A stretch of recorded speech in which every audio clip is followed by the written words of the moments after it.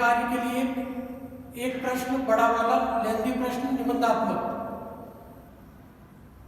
ठीक है, इसी प्रक्रिया को हमें करना होता है और इसी के साथ साथ हमारा ये कार्य यानी लेसन प्लान राइटिंग जो डिफरेंट आपके सब्जेक्ट्स हैं उन पर आधारित है, जो आपके लिखने में मदद करेगा।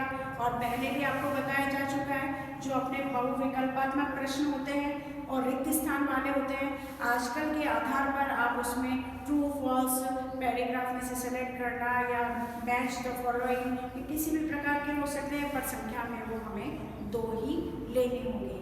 और यह प्रक्रिया जब हम करेंगे मूल्यांकन प्रश्नों वाली, तो उसे हम ब्लैक, वाइट और ग्रीन शीट पर हम लेफ्ट हैंड साइड भी लगाएंगे और जो ये कॉलम बनाया हुआ है उसमें तो इसको मेंशन करना होता है।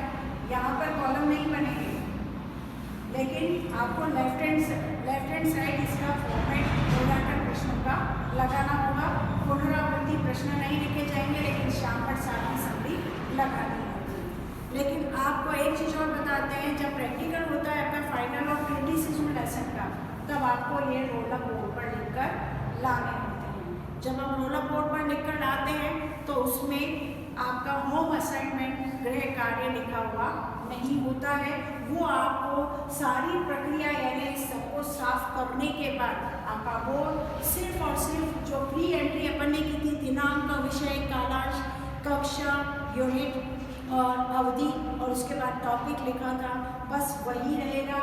बीच में जो हमने चार्ट, मॉडल जो भी कुछ लिया है वो सब हट जाते हैं और लास्ट में सिर्फ हमारे पास रोलर बोर्ड होता है।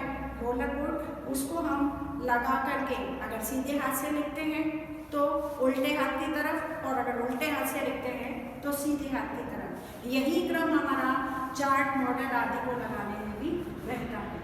इसी क्रम से हम आगे बढ़ते हुए इसको पूछते हैं और जब क्लास छोड़ते हैं तो वो सारी एक्टिविटी जो लिखी हुई है प्री एंट्री वो भी हमारी साफ कर दी जाती है। और गृह कार्य जब हम बोर्ड पर लिखते हैं तो बच्चों को कॉपी में नोट करने के लिए कहते हैं।